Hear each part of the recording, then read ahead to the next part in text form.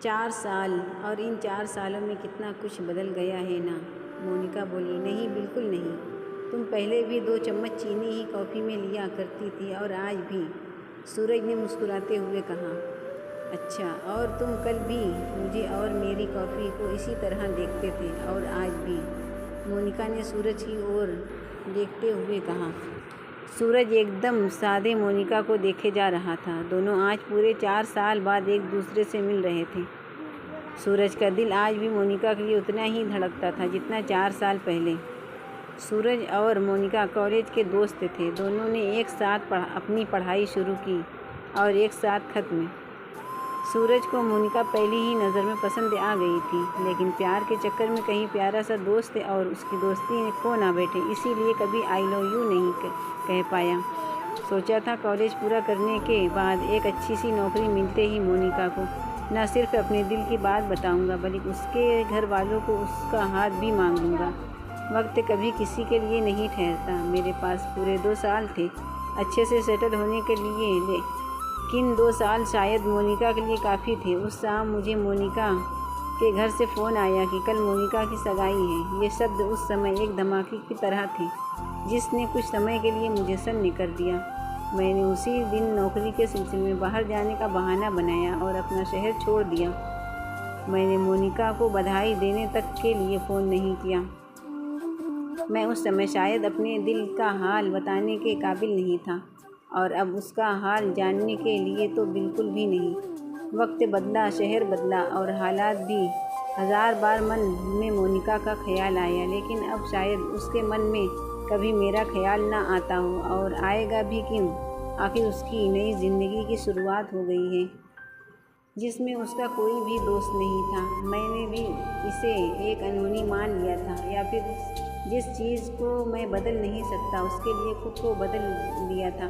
लेकिन कहीं ना कहीं अधूरापन, एक याद हमेशा मेरे साथ रहती थी। वक्त एक सबसे बड़ी खूबी, कभी कभी वक्त की सबसे बड़ी कमी लगती है। शायद ये मेरी अधूरी प्रेम कहानी का अंत था। मेरी नौकरी और मेरे नए घर को पूरे 3 साल हो गए थे। रोज ही की तरह मैं अपने ऑफिस का कुछ काम कर रहा था। आज जल्दी काम हो गया तो अपना फेसबुक अकाउंट तो आज के जनरेशन में बड़ा मशहूर है को लॉगिन किया। आज पता नहीं क्यों मोनिका की बहुत याद आ रही थी। कैलेंडर पे नज़र पड़ने पर याद आया कि आज तो मोनिका का जन्मदिन है। मैंने उसके पुराने मोबाइल नंबर को इस आशा से मिलाया कि अगर उसने फ़ोन उठा लिया तो उसको जन्मदिन की बधाई दे दूँगा। बहुत हिम्मत करके मैंने उसका नंबर मिलाया, लेकिन मोबाइल स्विच ऑफ था। पता नहीं क्यों दिल ने कहा कि मैं उसको फेसबुक, क्या पता खाली समय में वह भी फेसबुक लॉगिन करती हो। मोनिका नाम टाइप करते ही कई मोनिका की प्रोफाइल मेरी आंखों के सामने आ गई। कोई मोनिका शर्मा, मल्होत्रा, खन्ना, कितनी ही मोनिका सामने आ गई, लेकिन मेरी मोनिका अभी तक नहीं मिली। आशा तो कोई थी नहीं, लेकिन एक अजीब सी निराशा हो रही थी। मेरी नज़र एक प्रोफाइल पर पड़ी, मोनिका वर्मा। ये आश्चर्य हुआ कि शादी के बाद भी उसका सरनेम नहीं बदला और लोकेशन भी मुंबई की है। लगता है मुंबई के ही किसी शख्स से उसकी शादी हुई होगी। उसने अपना फ़ोटो नहीं डाला था और सब कुछ लॉक कर रखा था। मैं फिर भी उसकी प्रोफाइल को बराबर देख रहा था। मुझे विश्वास था ये मेरी ही मोनिका है, लेकिन मुझे खुद पर विश्वास नहीं था। मैंने उसको फ्रेंड रिक्वेस्ट भेजी, एक पुराने दोस्त के नाते वह मेरी रिक्वेस्ट ज़रूर स्वीकार करेगी। उस रात मुझे नींद नहीं आई। मैंने मन ही मन ये सोच रहा था कि कितनी बदल गई होगी ना वो। शादी के बाद सब कुछ बदल जाता है। अगर वह मुझे भूल गई होगी तो अरे ऐसे कैसे कोई कॉलेज के दोस्तों को भूलता है। इसी असमंजस में पूरी रात बीत गई। सुबह होते ही सबसे पहले मैंने फेसबुक अकाउंट चेक किया। आज पता चला कि लोग प्यार को बेवकूफ़ क्यों कहते हैं। उस दिन निराशा ही हाथ लगी। 2 दिन तक यही सिलसिला चलता रहा और 2 दिन बाद आखिर वह दिन आ ही गया जिसका मैं बेसब्री से इंतज़ार कर रहा था। मोनिका ने मेरी रिक्वेस्ट स्वीकार कर ली, लेकिन सब कुछ अच्छा होते हुए भी मुझे अचानक आश्चर्य हुआ, क्योंकि ये मोनिका वर्मा तो सिंगल थी। उसका रिलेशनशिप स्टेटस सिंगल आ रहा था। कहीं मैंने किसी दूसरे मोनिका को तो रिक्वेस्ट नहीं भेजी। अचानक एक मैसेज मेरे फेसबुक अकाउंट पर आया। कहाँ थे इतने दिन तक? ये मैसेज मोनिका ने भेजा था। वह इस समय ऑनलाइन थी। मेरा दिल बहुत तेज़ी से धड़क रहा था। मन कर रहा था कि उससे सारे सवालों का जवाब पूछूं। किसी तरह अपने आप पर काबू पाते हुए मैंने जवाब दिया, बस काम के सिलसिले में शहर छोड़ना पड़ा। तभी मोनिका ने जवाब देते हुए कहा, ऐसा भी क्या काम था कि एक बार भी फ़ोन करने तक की ज़रूरत नहीं समझी? वह सब छोड़ो, ये बताओ कि शादी के बाद उसी शहर में हो या कहीं और शिफ्ट हो गई हो? और हाँ, फेसबुक पर अपना फ़ोटो क्यों नहीं डाला? बहुत मोटी हो गई हो क्या?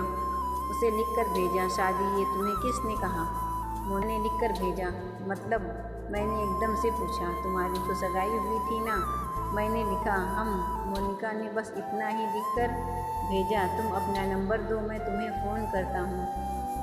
मोनिका ने तुरंत अपना नंबर लिख दिया।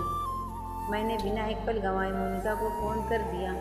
उसने तुरंत फ़ोन रिसीव कर कहा, हेलो। आज मैं पूरे 4 साल बाद उसी आवाज़ सुन रहा था।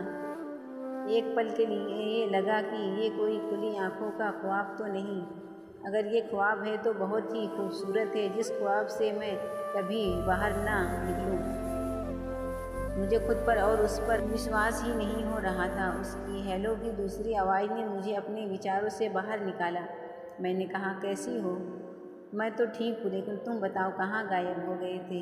वह तो शुक्र है आजकल की टेक्नोलॉजी का, वरना मुझे लगा था कि अब तुमसे कभी बात ही नहीं हो पाएगी। अरे ऐसे कैसे बात नहीं हो पाएगी? मैंने कहा, लेकिन तुम ये बताओ कि तुमने शादी क्यों नहीं की अभी तक? अभी तक क्यों? तुम्हारी शादी हो गई है क्या? मोनिका ने मुस्कुराते हुए कहा। नहीं हुई, मैंने हंसते हुए कहा। क्या कर रही हो आजकल? उसने हंसते हुए बताया, जॉब कर रही हूँ। दिल्ली में एक सॉफ्टवेयर कंपनी है। पिछले 3 साल से वहीं जॉब कर रही हूँ। क्या मुझे यकीन ही नहीं हो रहा था उस पल पर, न अपने कानों पर ही। मोनिका पर कौन कहता है अतीत अपने आप को नहीं दोहराता? मेरा अतीत मेरे सामने एक बार फिर आया था। 3 साल से हम दोनों एक ही शहर में थे और आज इस तरह तुम्हें पता है कि मैं कौन से शहर में हूँ? मैंने उससे पूछा नहीं। उसने कहा, मैं भी दिल्ली में ही हूँ। पता है मुझे, मोनिका बोली। क्या? मैंने उससे कहा, मुझे तुमसे मिलना है, जल्दी बोलो, कब मिलेंगे? ठीक है, जब तुम फ्री हो तो कॉल कर देना। तुमसे मिलने के लिए मुझे वक्त निकालने की ज़रूरत है क्या? ठीक है, तो कल मिलते हैं। हाँ बिल्कुल, मैंने तपाक से कहा।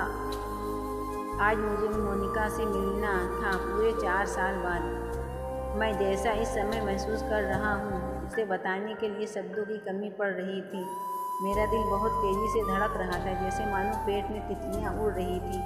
ज़िंदगी भी बड़ी अजीब होती है। जो पल सबसे खूबसूरत होते हैं उन्हीं पर विश्वास करना मुश्किल होता है।